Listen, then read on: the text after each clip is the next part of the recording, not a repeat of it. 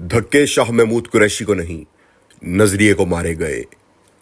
मुल्क के सीनियर सियासतदान, 2 मरतबा आलमी फोरम्स पर सब्ज हिलाली परचम की नुमाइंदगी करने वाले शाह महमूद कुरैशी के साथ होने वाले तज़हीक अमीज रवैये पर आज पूरी कौम गम और गुस्से में मुब्तला है। मगर क्या ये धक्के सिर्फ एक इनफरादी शख्सियत शाह महमूद कुरैशी को मारे गए, या एक पूरे नजरिए को जिसके तहत शाह महमूद कुरैशी जेल काट रहे हैं? ये धक्के कायद आज़म मोहम्मद अली जिन्नाह के नजरिए को मारे गए हैं।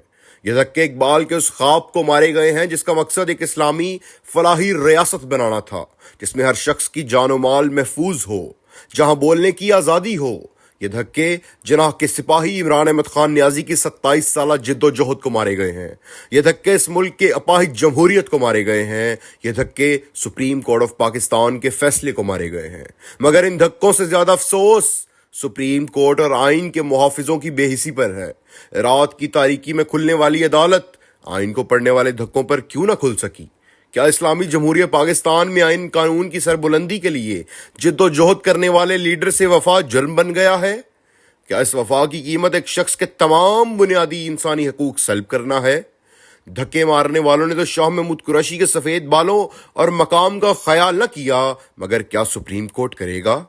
अगरचे अदालतें खामोश हैं, मगर हमेशा खुली रहने वाली अल्लाह की अदालत खामोश नहीं, बल्कि वो इस बदकिस्मत कौम को अपनी किस्मत खोलने का मौका दे रही है।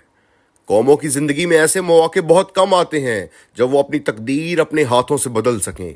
पाकिस्तानी कौम की तकदीर बदलने का मौका, हर जुल्म का हिसाब लेने का मौका 8 फरवरी को आ रहा है। धक्के देने वालों के हाथ सिर्फ वोट की ताकत से रोके जा सकते हैं।